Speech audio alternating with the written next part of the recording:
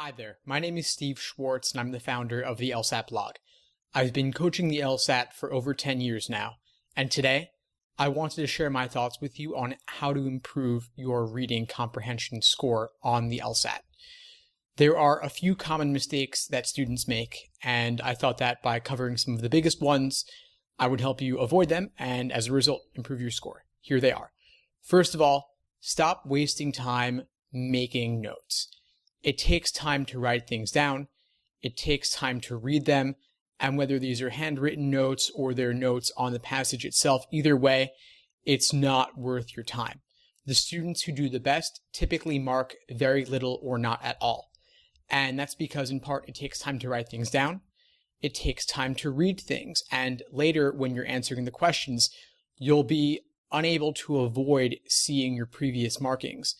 And they may not help you anyway. So you'd be able to be unable to avoid looking back at them, and they'd be cluttering your mind as you try to sift through the passage for the information you need in the moment.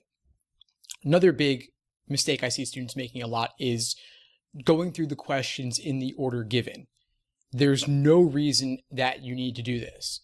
You could do the main point questions first, then the local detail-oriented questions, and finally the more inferential between the lines sort of questions and the ones that are similar to logical reasoning.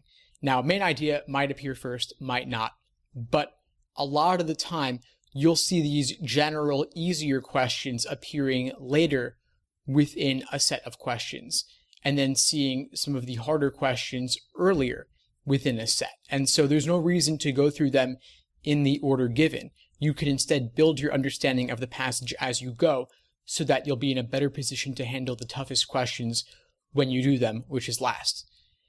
And my final tip for you right now is to visualize or caricature the topics covered in the passage. Try to think of specific examples to make them more real for you.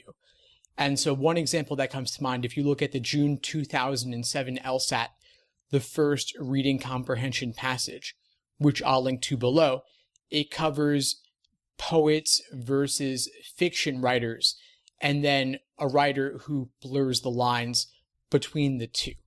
And so for the poets, I would imagine someone like Homer or Shakespeare, and then for a fiction writer, I might think of someone like John Grisham, and then I'd imagine a John Grisham who writes his legal thrillers in poetic form. Something like that, maybe not as exaggerated or ridiculous, but just something to help me get a better handle on what they're talking about.